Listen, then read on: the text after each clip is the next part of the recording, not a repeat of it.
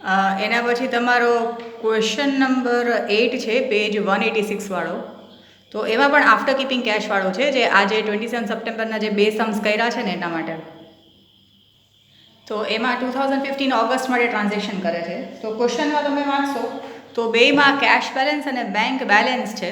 તો બેલેન્સ છે તો ડેબિટ સાઇડમાં, એટલે ડેબિટ સાઇડમાં અહીંયા ટુ બેલેન્સ બ્રોડ ફોરવર્ડ. તો કેશ બેલેન્સ છે એ કેશ કોલમમાં 7000 અને બેંક બેલેન્સ છે એ બેંક કોલમમાં 6000 રિસિપ્ટ સાઇડમાં. એના પછી સીધું સાદું કેશ પરચેસ છે. તો પેમેન્ટ સાઇડમાં અહીંયા બાય પરચેઝ અકાઉન્ટ અને કેશ પેમેન્ટ છે એટલે કેશ કોલમમાં જ આપણે લખીએ આ 6000 અને કેશ સેલ્સ છે સેમ ડેટના તો રિસિપ્ટ સાઇડમાં અહીંયા ડેટ 3rd જ, તો અહીંયા આગળ ટુ સેલ્સ અકાઉન્ટ અને એ પણ કેશ કોલમમાં જ, તો કેશ કોલમમાં આવ્યા 7000. પછી 3000 ડિપોઝિટેડ ઇન બેંક છે. તો બેંકમાં 3000 નાખ્યા તો બેંકમાં 3000 આવ્યા અને કેશમાંથી 3000 ગયા. સો 3000 પેમેન્ટ સાઇડમાં કેશ ગયા તો અહીંયા આગળ બાય બેંક અકાઉન્ટ અને LF કોલમમાં C અને આ ટ્રાન્ઝેક્શન 5th ડેટના છે. સો કેશમાંથી ગયા અને કેશ કોલમમાં લખે છે એટલે અહીંયા બાય બેંક અકાઉન્ટ અને 5th ડેટના બેંકમાં આવ્યા તો અહીંયા આગળ ટુ કેશ અકાઉન્ટ, એટલે કોન્ટ્રા એન્ટ્રીમાં બેંકમાં આવે એટલે અહીંયા ટુ કેશ અકાઉન્ટ અને LF કોલમમાં C અને કેશમાંથી જાય એટલે પેમેન્ટ સાઇડમાં.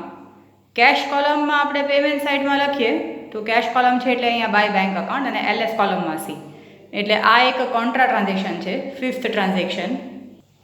પછી નેક્સ્ટ તમને આપ્યું છે કે as more funds were required 5000 loan from Prabhu લીધેલી છે.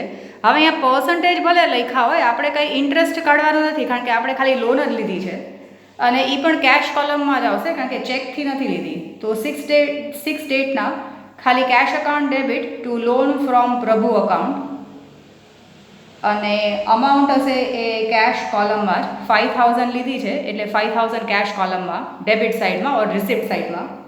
પછી goods of 3000 sold to Mansi at 10% cash discount.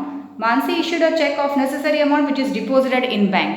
તો 8th ડેટના આપણે માનસીને સેલ્સ કર્યા છે તો અહીંયા ટુ સેલ્સ અકાઉન્ટ 3000ના ગુડ્સ સેલ કર્યા છે અને એમાં 10% કેશ ડિસ્કાઉન્ટ છે. તો 10% એટલે 300. તો કેશ ડિસ્કાઉન્ટ છે એટલે કેશ કોલમમાં લખશું અને આપણને આપ્યું છે કે આપણને ચેક રિસીવ થયો ને જે ડિપોઝિટ કર્યો બેંકમાં તો 2700 રિમેનિંગ અમાઉન્ટ રિસીવ થયા હશે ડિસ્કાઉન્ટ માઇનસ કરીને, જે બેંકમાં નાખી દીધા. પછી 10th ડેટના goods of 7000 purchased from Rich છે and 50% amount is immediately paid in cache.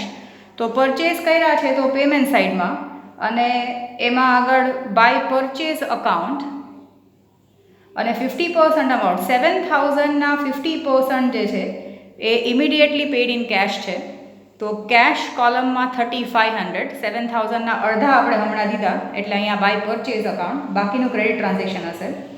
પછી 12th ડેટના સેલરી વેજીસ અને સ્ટેશનરી પેઇડ બાય ચેક છે તો અહીંયા બાય સેલરી અકાઉન્ટ, પછી સેમ ડેટના જ બાય વેજીસ અકાઉન્ટ અને 12th ડેટના જ બાય સ્ટેશનરી અકાઉન્ટ અને બધું જ પેમેન્ટ મેડ બાય ચેક છે. તો બેંક કોલમમાં 3000, વેજીસના 500 અને સ્ટેશનરીના 200 પેઇડ બાય ચેક છે. પછી 14th ડેટના કમિશન અને બ્રોકરેજ રિસીવડ ઇન કેશ છે. તો રિસીવડ ઇન કેશ છે એટલે ડેબિટ સાઇડમાં, તો ડેબિટ સાઇડમાં ટુ કમિશન અકાઉન્ટ અને કેશ કોલમમાં જ 1000 અને ટુ બ્રોકરેજ અકાઉન્ટ 14th ડેટના જ. તો કમિશન અને બ્રોકરેજ બે કેશ કોલમમાં રિસિપ્ટ સાઇડમાં. પછી આપ્યું છે કે બેંક ક્રેડિટેડ ઇન્ટરેસ્ટ. જો બેંક જ્યારે કોઈ પણ વસ્તુ ક્રેડિટ કરે તો આપણે એને ઓપોઝિટ સાઇડ એટલે ડેબિટ સાઇડમાં લખશું કારણ કે આપણને ઇન્ટરેસ્ટ ઇન્કમ હશે અને બેંક જ્યારે કોઈ પણ અમાઉન્ટ ડેબિટ કે ક્રેડિટ કરે તો એ આપણે બેંક કોલમમાં લખશું એટલે આપણું આ રિસિપ્ટ સાઇડમાં to interest account or to bank interest account પણ લખી શકાય. તો બેંકે ક્રેડિટ કર્યા છે એટલે આપણે આ બેંક કોલમમાં લખશું 100 રૂપીસ બેંક ઇન્ટરેસ્ટ મળ્યા એના માટે.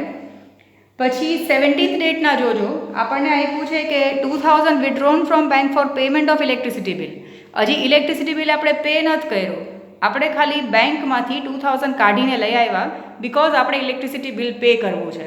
તો આ જે છે એ કોન્ટ્રા ટ્રાન્ઝેક્શન છે. 17th ડેટના 2000 બેંકમાંથી નીકાળ્યા. તો પહેલાં આપણે જોઈએ કે પેમેન્ટ ક્યાંથી થશે ઓર નીકળશે ક્યાંથી.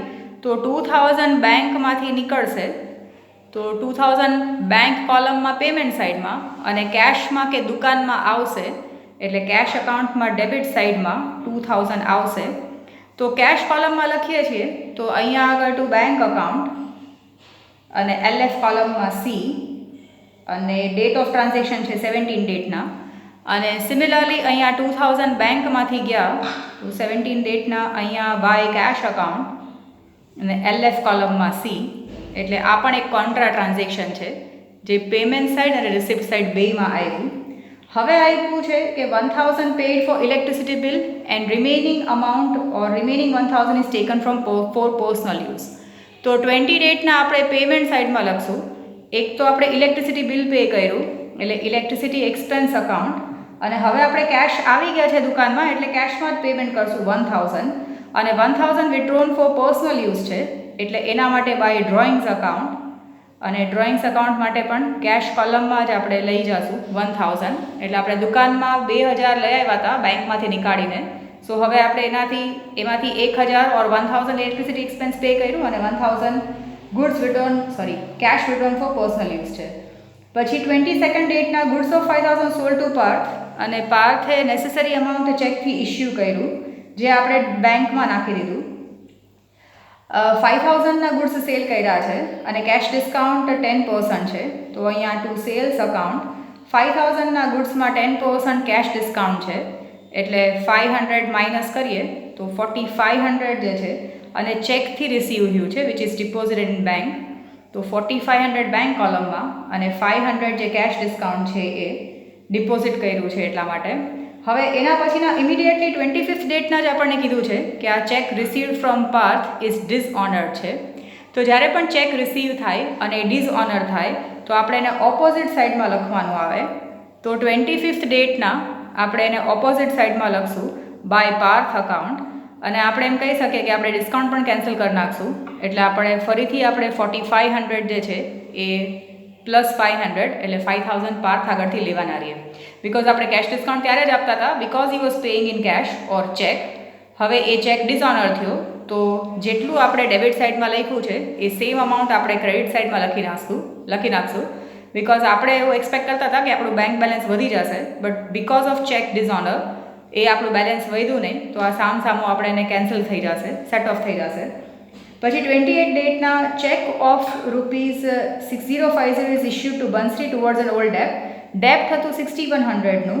તો આપણે બંસરીને ચેક આપ્યો 6050નો. So bye Bansari account.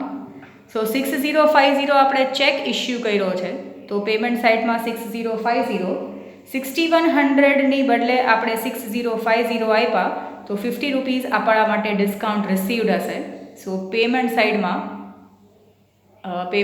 અહીંયા બાય બંસરી અકાઉન્ટ અને બેંક કોલમમાં બિકોઝ ચેક ઇઝ ઇસ્યુડ છે એટલા માટે. પછી Gopi has paid 2000 in cash in full settlement of 2040. તો એ રિસિપ્ટ સાઇડમાં આપણને ગોપી કેશ પેમેન્ટ કરે છે.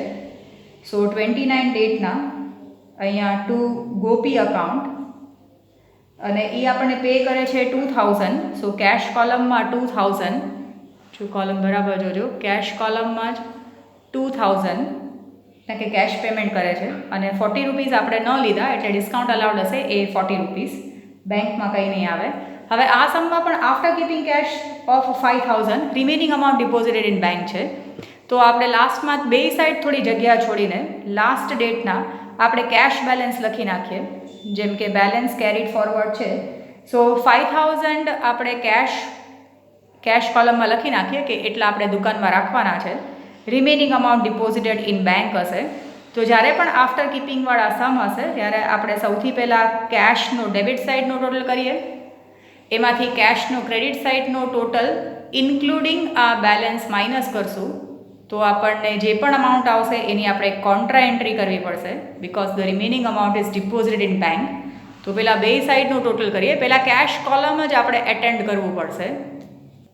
એટલે ડેબિટ સાઇડનો ટોટલ 24500 આવે છે આ કેશ કોલમનો. હવે આ કેશ કોલમમાં ક્રેડિટ સાઇડનો ટોટલ કરીએ. જો એમાં આ 6000 પ્લસ 3000 પ્લસ 3500 પ્લસ 1000, ઓકે 3500, પછી પ્લસ આ 1000 પ્લસ 1000 અને પ્લસ 5000. તો ક્રેડિટ સાઇડનો ટોટલ જે છે કેશ કોલમનો એ આવશે 19500. તો ડેબિટ સાઇડનો ટોટલ 24500 છે, 24500 છે. એમાંથી ક્રેડિટ સાઇડનો ટોટલ ઇન્ક્લુડિંગ 5000 19500 છે. તો એ બેનો ડિફરન્સ કરીએ તો આપણે 5000 જે છે એ બેંકમાં નાખવા જઈશું, જેની આપણે કોન્ટ્રા એન્ટ્રી પાસ કરશું. તો કેશમાંથી જશે એટલે અહીંયા કેશ કોલમમાં લખીએ છીએ તો અહીંયા આપણે લખી શકાય બાય બેંક અકાઉન્ટ અને LF કોલમમાં C લાસ્ટ ડેટના. અને સિમિલરલી આ 5000 જે છે એ બેંકમાં આવી જશે, બેંકમાં ડિપોઝિટ કર્યા એટલે બેંક કોલમમાં ડેબિટ સાઇડમાં અહીંયા 5000 અને અહીંયા આગળ ટુ કેશ અકાઉન્ટ અને LF કોલમમાં C 31st ડેટના. હવે આ બેંક કોલમમાં અહીંયા લખાઈ ગયું, બેંક કોલમમાં આ કોન્ટ્રા એન્ટ્રી પાસ થઈ ગઈ. હવે આપણે બેંકનું ડેબિટ સાઇડનું ટોટલ કરીએ. સો બેંકનું ડેબિટ સાઇડનું ટોટલ અહીંયા 6000 પ્લસ 3000 પ્લસ 2700 પ્લસ 100 પ્લસ 4500 અને પ્લસ 5000 જે આપણે નાખ્યા. તો ડેબિટ સાઇડનું ટોટલ આવશે તમારો 21300 અને ક્રેડિટ સાઇડનો ટોટલ આપણે કરી લઈએ. બેંક કોલમનો ક્રેડિટ સાઇડનો ટોટલ તો એમાં છે 3000 plus 500 plus 200 plus 2000 plus 4500 plus 6050. તો એ ટોટલ આવશે 16250. અને પછી એમાં પણ આપણે બે સાઇડનું બેલેન્સ ગોતીએ. જેમ કે ડેબિટ સાઇડનો ટોટલ છે 21300. તો જે મોટો ટોટલ છે એ આપણે બે સાઇડ લખી નાખીએ. અહીંયા પણ 24500 અને 21300 એમાંથી આ 16250 એ માઇનસ કરીએ તો તમારો ડિફરન્સ જે છે એ 5050 આવશે બેંક બેલેન્સમાં. સો આ કેશ બેલેન્સ તમારું આપણને આપેલું છે ક્વેશ્ચનમાં, પણ આ બેંક બેલેન્સ કેવી રીતે આવ્યું? તો ડેબિટ સાઇડનો બેંક કોલમમાં 21300 છે અને એમાંથી માઇનસ 16250 કર્યું તો બેંક બેલેન્સ જે છે એ 5050 આવ્યું. તો આવી રીતે આફ્ટર કીપિંગ કેશવાળો પણ આ સમ છે. તો આ 27 સપ્ટેમ્બરના બે ક્વેશ્ચન છે કે જે કરી લેવાના છે અને તોય પણ તમે જોજો કે તમને આ ક્લિયર છે કે નહીં. અને મેઇનલી આમાં NEFT RTGS વાળું છે નહીં આ પર્ટિક્યુલર સમમાં, તો એટલા માટે એ રીતે પણ જોઈ લેજો કે આમાં બાકીનું બધું ક્લિયર છે કે નહીં. એટલે હંમેશા યાદ રાખવાનું કે આફ્ટર કીપિંગ કેશવાળું આપ્યું હોય ત્યારે સૌથી પહેલાં કેશ કોલમને સોલ્વ કરીએ, ડેબિટ સાઇડનો ટોટલ કરી, ક્રેડિટ સાઇડનો પણ ટોટલ કરીએ આ કેશ કોલમનો જ, ઇન્ક્લુડિંગ જે આપણને બેલેન્સ ક્વેશ્ચનમાં આપ્યું હોય એ રાખીને, અને બાકીનું જે ડિફરન્સ અમાઉન્ટ આવશે એની કોન્ટ્રા એન્ટ્રી પાસ થશે, જે અહીંયા પણ આવશે અને બેંક કોલમમાં પણ જશે. જેમ કે બેંકમાં 5000 આવશે, એ લખ્યા પછી એ કોન્ટ્રા એન્ટ્રી લખ્યા પછી જ તમારે બેંકનું કોલમનું બેલેન્સ ફાઇન્ડ આઉટ કરવાનું આવશે.